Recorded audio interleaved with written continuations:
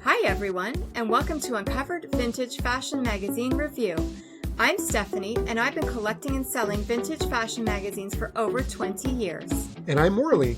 I'm a former copywriter and am now an award-winning playwright and screenwriter. Together, we will examine some of your favorite vintage fashion magazines from the 70s, 80s, and 90s. On Uncovered, we'll discuss some of the magazine's models, layouts, and did I mention the models? And we'll also review some of the ads and articles that make these magazines such a great piece of pop culture history. So, fasten your seatbelts and let's get uncovered. As everyone knows, beauty comes in many forms. Whether it's the models themselves, the hair or makeup, or even the lighting, beauty is overflowing throughout our favorite vintage fashion magazines. But what about the beauty in our everyday lives? It can be something as simple as a sunset or the color of the leaves in the fall. And how about the beauty within your home?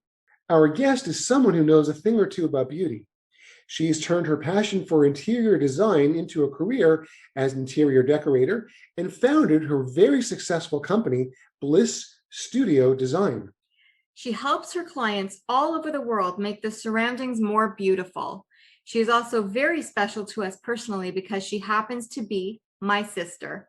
Ladies and gentlemen, Uncovered Vintage Fashion Magazine Review is pleased to welcome acclaimed interior decorator Helen Bernstein to the show. Hey, Helen. Hey, welcome. Hi, it's such a privilege. Thank you for joining. Very exciting. So let's start with, how did you first become interested in interior design?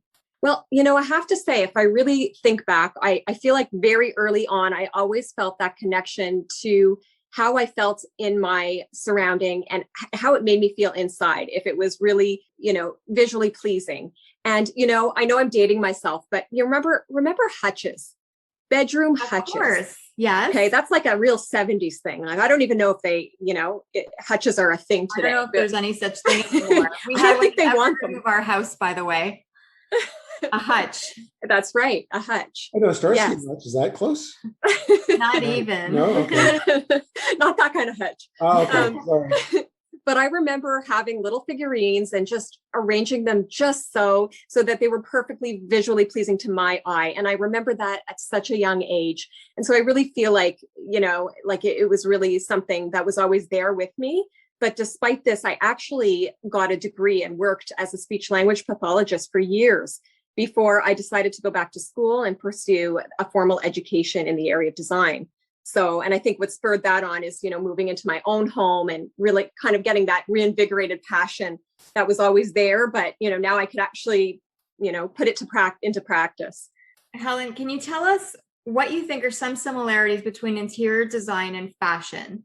Oh, gosh, there's so many similarities. I think one is that it's about self-expression. I think even if two people have a very similar aesthetic or a very similar taste in fashion or in interior design, they're going to express it differently. They're going to execute it differently. So you could be very modern in your aesthetic, but like my room's going to look very different than yours. Every choice I make is going to be individual. And I think that that goes with fashion and with interior design. Also, I think more than ever, fashion influences design more than ever before. And it's not uncommon to see a pattern or color on a runway, and then it's all over the interior design scene. In fact, there's a company, Pantone, that actually looks for those colors and actually chooses a color of the year. And a lot of products that are sold in homes are manufactured based on that color of the year. So it's a whole industry. And also there's also mixing of patterns and fabrics that, we do in fashion as we do in our room designs. And so that's, there's so many similarities and crossovers. Sorry, Helen, I have a question for you. So often in magazines, there's a central theme throughout, and it could be relating to color, it could be a pattern, whatever it is. So my question to you is this: as an interior designer, would you say that someone's home should have a theme to it as far as the rooms, Or is it okay, for example, one room to have, let's say, my Three Stooges posters and Beatles, and another room we can have your father's paintings? I mean, should it be cohesive like that, or is it okay to have individualized rooms? It's a great question. I love having a cohesive flow, but not to the point where you can't have a room that's casual with your favorite, Beatles posters up or framed pictures up. I think some rooms are more casual and some are more formal. And in those more formal rooms, you might not put, some cover vintage ads, or you might not put your Beatles. You would not put your Beatles framed picture, but in an office, or why wouldn't you? Or in a den, you could. But in terms of the cohesive flow, I think that when you choose fabrics, when you choose colors, when you're not looking at just art on the wall, but you're looking beyond at that flow of the home, there should be that feeling of, yeah, I'm moving from this room to another room, and this makes sense. And I'm looking from this room to another room. We call that sight lines. And this looks like it works together. Helen, I wanted to go back to something you said about selecting patterns from fashion and using them in your home, because I remember something from your blog that you had posted, and I think it was from a while ago. Was it Versace that was doing those butterflies? And then in your post, you showed how that butterfly pattern could be used in a kitchen, and you had, I think it was a tea towel. And that was a great example that you used there. That's why I love your blog so much. Yeah, that was actually in one of my Instagram posts. I often make the connection between what you see on the runway or what you see in fashion and how we can see that, how it reflects today in design. And yeah, it was a tea towel. It was a very similar pattern that was on the Versace dress on Margot Robbie. And it's not, there's many, many examples like that where, you see it on the runway, and it just, soon you see that color or that pattern all over the interior design scene. So it goes from the runway to the rec room. Perfect. Mm-hmm. Exactly. I've seen the way people use magazine covers and ads as wall art in some of your Instagram posts and on your blog. Can you tell us more about that? And how would you recommend they best be used? Absolutely. I love vintage ads. I find that, even though they're vintage, they still look really modern, and they have that modern aesthetic when put in a room, when framed. And I especially love putting them in a frame with a beautiful crisp white matting, and just using them in a gallery wall. So there's not one, but there could be a whole or a half wall filled with those frames. I feel like they're very impactful. They're a slice out of history. They really start the conversation going. They keep the conversation going. We can relate to them. Even people who, weren't around in the 70s, 80s, and 90s, they still can relate to these covers because they still have the covers of today that are, similar. But also, and if not a gallery wall, I do like multiples. So I think they look great in threes, 3 together or 5 together. And just a little design tip is that actually odd numbers are more visually pleasing generally than even. So that's just another little tip. Thanks for the tip. Yeah. On one of your blogs, you discussed different time periods in interior design. What is your favorite or favorites of the eras in fashion and for interior decor? That's a really hard question because there's so many I do love. But if I had to pick one, I would probably choose Hollywood Regency design style, which was popular. It was popular between the 20s and 50s. And actually, it was a look that came out of Southern California. And it was really based on the appeal of the styles that actors and actresses really, really liked at the time. And it was just a very luxurious, glamorous look, but also very comfortable. And I can relate to that because I don't think that how a room looks should be in expense of how it feels. And I think that so if you can manage to make a room look glamorous, but also have that comfort, that's just, for me, the ultimate to strive for. And this look, actually, you both probably love this look because actually, if I can describe it a little bit, it's like they would have big black and white photos of actresses and actors in framed photos on the wall, sunburst mirrors, and just really lacquered finishes. brass and, Sounds amazing. velvet, just really nice. And I think, it's nice to have a little bit of glam in each room. And by the way, you're coming to decorate our new place when we move. Can't wait. Cannot wait. Helen, do you have a favorite cover model or models from the 70s, 80s, or 90s, and a favorite vintage fashion magazine, perhaps? I have to say, thinking back, Claudia Schiffer was always my favorite. And there was just something about her look that it just always stood out to me. I found her very unique. And, she was just gorgeous, and she still is gorgeous even today. She is. Yes, definitely. One of the supermodels. Did you have any interior design models that you looked up to, as far as, I don't know if there was famous interior designers that you've heard of? Absolutely. One of my favorites is Kelly Hoppen, out of the UK. And I'd say she, from the very earliest moment of me really delving deep into, my own home and who I wanted to fashion some of my looks around, and just, whose aesthetic was timeless, really had some timeless appeal. I would say Kelly Hoppen was up there, definitely. Just very clean, very contemporary. If you look even at her books and at her photos, even today, and some of them are 15 years old, the rooms that she designs still look completely current. And that's what we should all strive for, really. I mean, who wants to, we can't all just change everything over in 10 years. So when you select pieces for your space, you've got to be selecting them with that in mind. Yes. That sounds, classic is always best, isn't it? Yeah. Vintage fashion magazines typically have a section for interior design, and they tend to be very outdated. Shag carpeting in bathrooms, canopied beds, maybe that hutch that you were talking about earlier. What elements of design do you feel have never gone out of style? Before I even get to that, I'm like thinking of some other very outdated looks that I'm just thinking, remember, we actually had this in our home, the wood paneling, 70s wood paneling. Yeah. Okay, I have to add that. I'm sorry. And then there's another one. We did not have this, but how about tile countertops? Have you ever seen tile countertops? I remember those. Yes. Oh my. Yeah. Okay. Yeah. Okay. And do you remember sponge painting?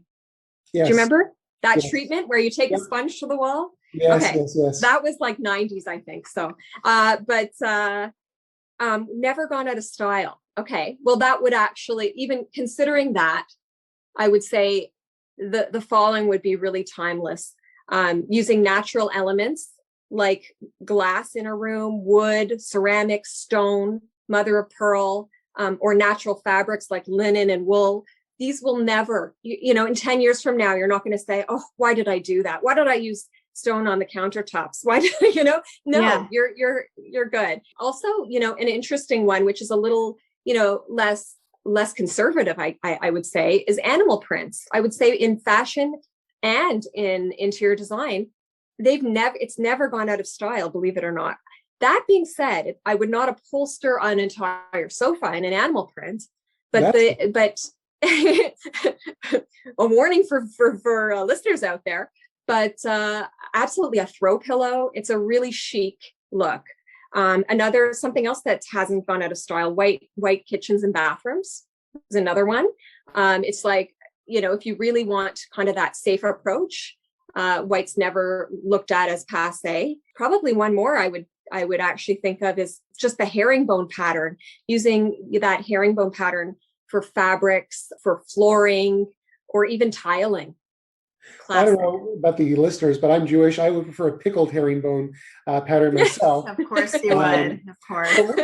What about wallpaper? I don't see wallpaper a whole lot these days. Has that gone out of style, or is that going? No, it's very much in style. What I can say is it adds a lovely texture. And, I guess if you, depending on the pattern you choose for your wallpaper, you might tire of it. But one thing you'll never tire of, and I think personally is timeless, is grass cloth. It adds a texture to your walls with the wallpaper, but no pattern. So you're kind of like adding some interest, but you won't expire. You won't get really tired and bored of it in a few years. What is it called again, Helen? Grass cloth. Okay. Look it up. Can I just interject, because I was looking at Paulina Porskova's Instagram a few days ago, and I think she did use wallpaper or some sort of removable wallpaper for her apartment, and I think it was in New York, and it looks great. I love wallpaper, and I love using a pattern as well. And I think, especially in a powder room where, it's a very small space and it's hard to make a statement, and it's, that's the place to really make the statement. It's just, there's very little going on there. So I like to use wallpaper. I remember when we looked into our old home, the people who owned the home before used to have this wallpaper. It was really tacky, but had felt on it. Oh, I remember the felt wallpaper. That's my style. In case anybody wants to reach out and touch those walls. Oh, yeah. If you're out of towels, you want to dry your hands. It's perfect. Perfect solution. There you go.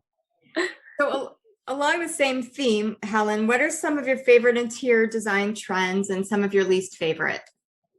Okay. So, one of them I really love is, you're going to laugh at this probably, Morley, but vegan leather or faux leather. I thought, I'm going to say vegan leather, and, Morley's just going to think what a great term that is. But actually, I find that the faux leathers, they're very, they're lower priced than real leather, and they're not porous. So they're stain resistant. They're very durable. It's just a great solution, and I don't see that going out of style anytime soon. Another great, fabric I love is just outdoor fabrics. People are using them inside now because they're treated, and they're literally, the water will pool on top and not sink into the fabric. So they've got a lot of selection of outdoor fabrics now that are used inside. They even have velvets. So my own dining chairs are actually outdoor fabric that are velvet, and they're so easy to clean. You can actually even use bleach on some of them. Wow. So it's pretty amazing. If I'd probably also include, just upcycling some vintage pieces. Sometimes the vintage pieces from, even before the 60s, 1950s, 1960s, if you can find a good piece, they're built so well. Even if they're mass produced, they're just solid. And, sometimes better than some things you could find today. So they're worth refinishing and breathing some new life into them. So more importantly, how do you feel about poplin as a fabric? Poplin. See, she doesn't know it either. It's a made up word. Is it poplin? Why does that sound so familiar? Well, we talked about it in a previous episode. It's a type of cotton, and is it like puckered or something? Puckered? Poplin? I told you she made up this word to our listeners. Can I just Google that quickly?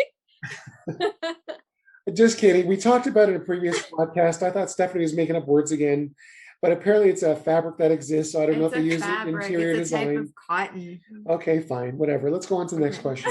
Oh, Helen, least favorite trends? Do you have any? Or I do. Mm-hmm. Yeah, I can think of a few. Yeah. So I think it was like 2015. There was a pattern that really became very much in style. It was chevron, but a chevron, not just a regular chevron. It was most often on a white background and a big chunky, red or blue, like very bright chevron pattern. And you'd see this in wallpaper, you'd see it in fabrics. And we're talking like the inverted V, like the gas station, right? Like the V type of shape. Oh, yes. Yeah, it kind of that brings into mind that's sort of what I'm referring to. For me, it's dated now. Whereas, like, if you think of something like the Missoni small chevron, to me, that's timeless. So, like when you're thinking about, patterns, you have to say to yourself, ask yourself, are you going to tire of this 10 years from now?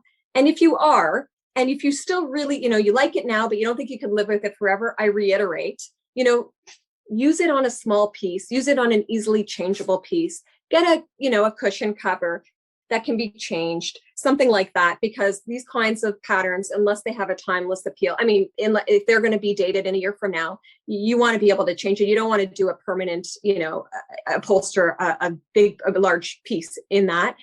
And the other thing I could say in terms of, maybe a trend that I'm not that fond of, is actually the color of the year is a very bright yellow Pantone color of the year this year for 2021. It's called Illuminating. It's a very, very, it's almost like a canary yellow. And I could say I can wear that. I actually have clothing of that color and I really like it for clothing. Am I going to upholster a sofa in it? No, I probably wouldn't even choose it for an accent color. However, that is the color of the year. So Helen, you and I have something in common then, because you can wear illuminating yellow and so can I. The difference is I'd get beaten up. So, by me. Hope not. Actually, I will tell you a funny story though, kind of off topic. So, Stephanie and I went on our first cruise a couple of years ago. And prior to the cruise, I bought this Wham t-shirt because Stephanie likes Wham. And, I thought, why not for her? She loves Wham. So I bought this t-shirt. I'm wearing it on the cruise. And I went to get Stephanie a drink. And I'm walking, to the bar. And this big, burly biker guy stops dead in his tracks as he's walking towards me. He says, Wham, holy sh. And I kind of laughed and said, yeah, I got it for my wife. And, man, I thought I was going to get thrown overboard. A little scary there. I liked it. That's what matters. I love Wham. You touched on this a little bit, but could you tell us what some of the common interior design mistakes people make? And is that aside from allowing their husband to choose the patterns and stuff like that? Like real stuff. Actually, don't joke. One of the challenges for me is, when a husband and a wife just can't somehow meet in just professionally, like it becomes very difficult to navigate, right? It really requires that sort of, I don't even know, like almost like being a therapist or a counselor to try, you start to have to wear different hats. But no, some of the design mistakes people make would be, I would say, going full throttle on design trends and really putting aside their personal preferences or not attending to their personal preferences. So 15 years ago, in decorating, beige was really big. Do you remember that beige and everything was beige and espresso dark woods and beige. Mm-hmm. And, about 10 years ago, I'd say beige became passé and everything was gray. Gray was the new neutral. And, people that were decorating in gray were completely turned off of beige at that point. Okay. And people who had beige from 15 years ago and then everything went gray were really upset. They were thinking, oh, I can't get rid of all of my staples. And I guess now that we're in 2021, guess what's coming back into style? Warm tones. With mid-century modern being very big right now, there's more beige, there's more organic and warm tones coming back. And I think my advice is, don't pay so much attention to trends. Go with what you like. What goes around comes around. Everything's going to come back. But really, and also don't choose just because gray is the color. Let's do our whole house in gray. It's just because it's the new trendy color. But keep in mind, if you have more going on in your home, if you have some transitions and not just follow that blanket trend, your house will be more interesting and trends can be overdone. So Helen, speaking of advice, I'd like to offer you some advice. So the next time you have a husband and wife who are arguing about, what patterns and this and that, my advice to you is to give the husband some advice and say, look, if you can't decide, let your wife choose everything else, but you can choose the pattern of the couch. And if he asks why, simply say, because if you continue arguing with your wife, that's where you'll be spending every night. That's a great idea. I think that would work very well. Oh, that's a good one. I love it. In the past, there have been rules in fashion that you just didn't break. For example, don't wear white after Labor Day. Of course, that's no longer the case. But are there rules for interior design? Are there some rules that are no longer relevant? I would say that there are rules related to space planning, definitely, to make your home, very functional. There are certain heights that you would want, for instance, to hang your art, so that it's in your eye, your eye gaze is right to the art. There's certain amounts of space that you will need for traffic flow throughout your home. so that you're not putting a very large couch in the way of walking. The distance from your coffee table to your sofa, so your guests can put down or you can put down your drink. There are rules, and they can be tweaked a little bit. But if they're tweaked too much with respect to function of your home, then your home will not function. So I think that style rules with respect to space planning are really very important, and there's only so much they can be shifted.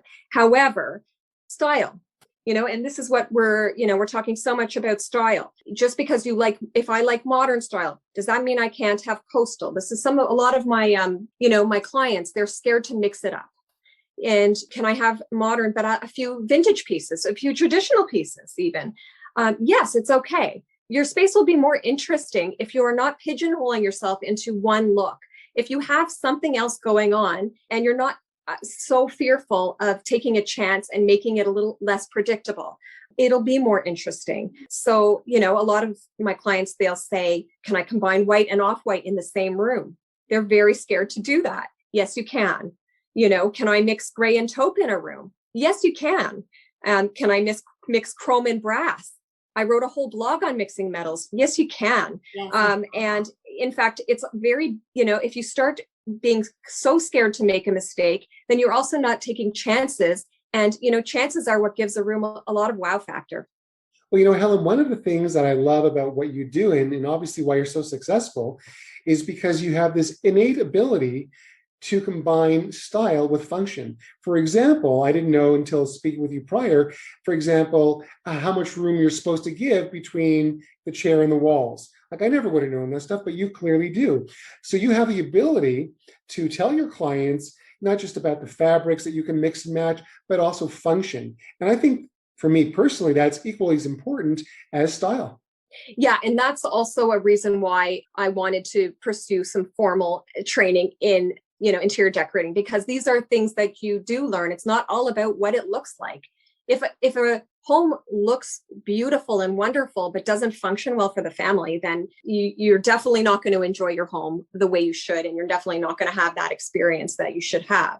And so that's an essential part. Absolutely. One of the things that we're talking about with our new home is trying to figure out what size TV is the best. And of course, you're going to help us with that based on the size of the room and where the couch is in relation to, and that stuff is invaluable in my opinion. Exactly. That's an essential part of every step of the way. And the space plan comes before the actual decorating, right? The actual choosing of pieces. That's right. How do you know? Yeah. How can you decide what size couch you need, how many chairs you need, right, before you know where they're going to be placed and if there's going to be ample space for walking by? That's what you need to ascertain before you move to that next step. It's an essential step. Yes. Now, Helen, you're based in Toronto, but you work remotely all over the world, helping bring your clients' design ideas to life. How do you accomplish this remotely? So when I work remotely, my clients are always a part of a team, but they're really part of the team because they actually have to take the measurements. So it changes it up just a little bit in terms of how I would work locally. So when my clients take the measurements, I will use the software and I'll create a digital rendering of their space, and then plan the ideal size of pieces and the layout for their space. And from there, I will source items for them. And the amazing thing of working at this day and age is there's just no barriers with the internet. There's no boundaries at all for sourcing furniture, for sourcing art, for sourcing textiles. Everything's available. So there's no barriers to working remotely. And I create digital design boards for them so that they can see all the choices, how it looks together, and we can tweak the choices together.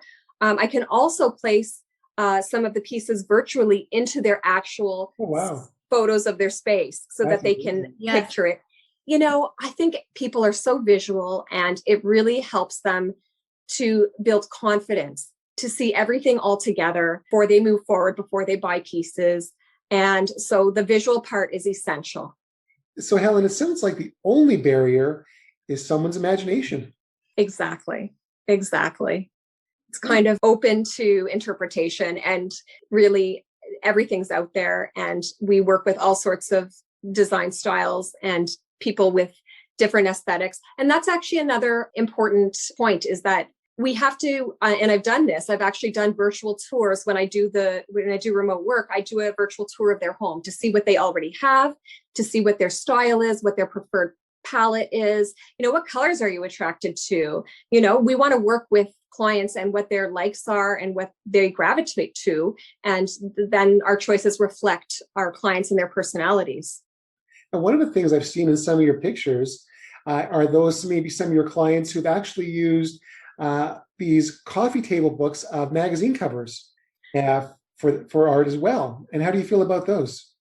Actually, I think that I love the idea of putting something down on a coffee table, and not just because it looks beautiful, but because I think it's great to have guests or yourselves have something to pick up and read. It's just so easy for us to go to our phones these days because our phones are always there, that I love the idea of having print still there. I don't want, print can be in the form of coffee table books. Print can be in the form of vintage, fashion magazines.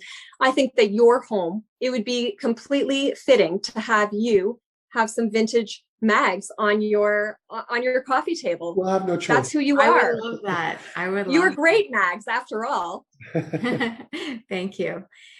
Helen, could you please tell our listeners a bit about your company, Bliss Studio Design? Where can they find more information or contact you? My website is blissstudiodesign.com, and my Instagram handle is Bliss Studio Design. If you check me out, actually, I have blog portfolio on my website and lots of interesting reads. So, just constantly building more interesting articles. So check it out. Amazing. Thank you so much for joining us thanks today. For being our guest. It was really a pleasure having you. And thanks for having me. We know that our listeners have hopefully learned a lot of new things, not just about interior design, but certainly about Bliss Studio Design as well. And we hope that our listeners will check you out. Thanks so much. Thanks for joining us, Helen. Thank you for listening to Uncovered Vintage Fashion Magazine Review Podcast. Uncovered was produced by Morley Schulman, with music by David Renda and logo design by Alan Lipman. So remember, if you liked Uncovered, be sure to tell 2 friends about it. And they'll tell 2 friends. And so on, and so on, and so on.